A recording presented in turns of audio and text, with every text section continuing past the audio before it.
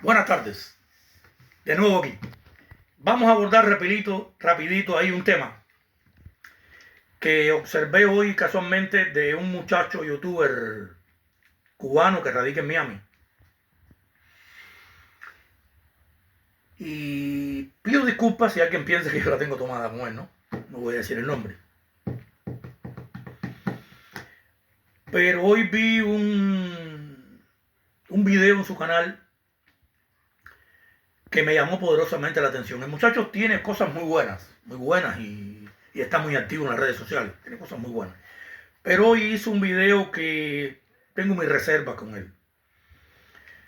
Primero, un poco que minimizó la crueldad del ejército español al final de la guerra, cuando la campaña de reconcentración, específicamente la figura de Valeriano Weir, y un poco que dejó entrever que la reconcentración, si mal yo no escuché, tenía el ejército cubano, comandado por supuesto por, entre otros, por Máximo Gómez y por Antonio Maceo, responsabilidad con la reconcentración, cosas que no estoy nada de acuerdo con él. Primeramente, vamos a hablar rapidito de Máximo Gómez. Máximo Gómez, en estos días yo quiero hacer con más tiempo un video sobre la vida de Gómez.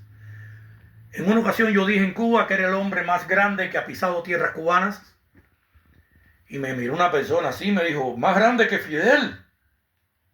Yo por supuesto no le dije nada, me callé.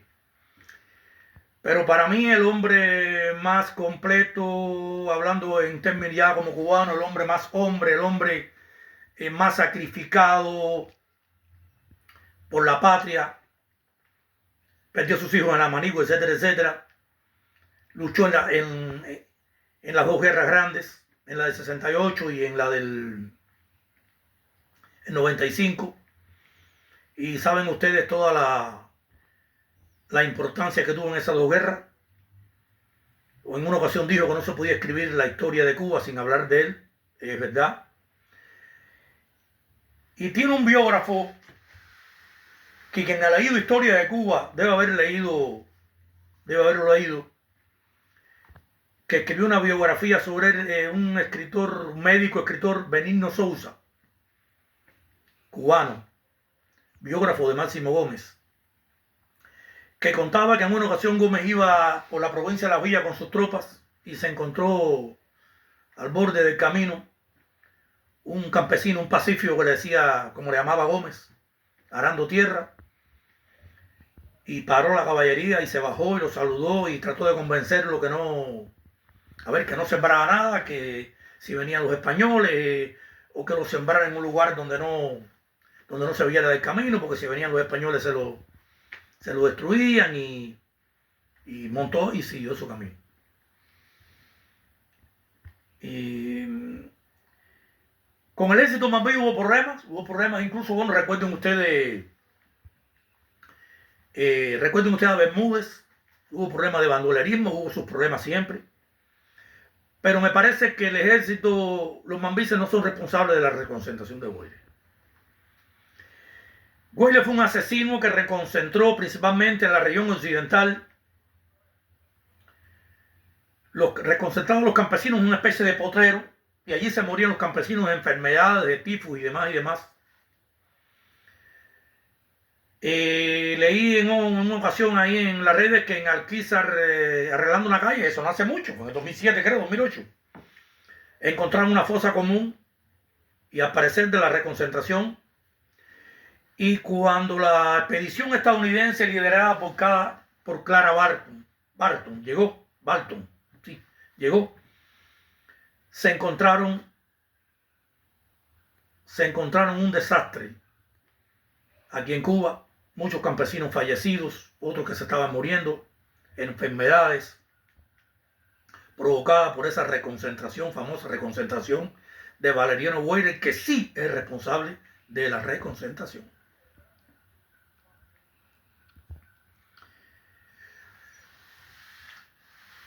Y fíjense si es así, que cuando la campaña de Maceo en Occidente el combate de Ceja del Negro.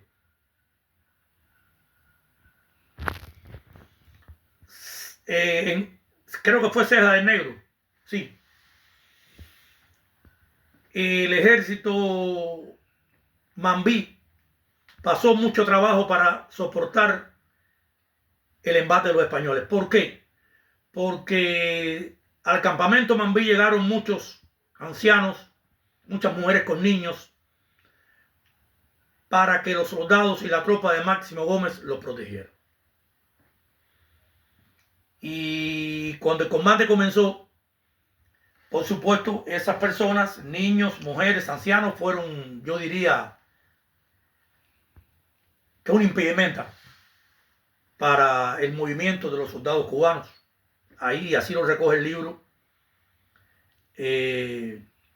Crónicas de la Guerra de José Miró Argenter. Me parece que hay que documentarse un poco para hablar de estos temas, antes de hablar de los mambises y decir que tuvieron participación, que tuvieron responsabilidad con la reconcentración de Huelva. Cuando llega Clara Barton, a lo que iba, se encuentra aquel desastre. No hicieron nada más los estadounidenses que tratar de tener un dominio y un control de cuántas personas habían fallecido y en qué condiciones están. Incluso hay fotos por ahí de eso. Y me parece que no fue con el ánimo de ninguna propaganda, es que fue una realidad. Porque la crueldad de los españoles fue una realidad. Mi abuelo me hacía un cuento, ya para terminar, me hacía una anécdota. Dije el otro día que mi abuela había sido de la zona de Consolación de Sur, ya fallecida lamentablemente, que un hermano de su abuelo iba con su niño de 11 años a buscar unas calabazas. No podían salir se fugaron de donde estaban en la reconcentración, para cocinarlas y comérselas, por supuesto, de la necesidad y el hambre que había. Los españoles los encontraron, mataron al hermano del abuelo de mi abuela, y el hijo, llorando, le fue a poner el saquito encima y le dijeron: quítale el saco para que muera de cara al sol, porque Martí decía que los hombres mueren de cara al sol, porque te vamos a matar a ti también. Esa anécdota me la hizo mi abuela, que no decía mentira. Ya ustedes se podrán imaginar si eran crueles o no fueron crueles los españoles. Y me parece que tenemos que tener cuidado cuando hablamos de historia y minimizamos la crueldad de los españoles, principalmente al final de la guerra, cuando la reconcentración de Huelva. Porque yo entiendo que un cubano debe tener mucho cuidado con esas cosas. Puede tener usted una opinión y yo se la respeto, pero debemos tener un poco de más cuidado con lo que expresamos sobre ese tema. Así que bueno, muchas gracias y hasta la próxima.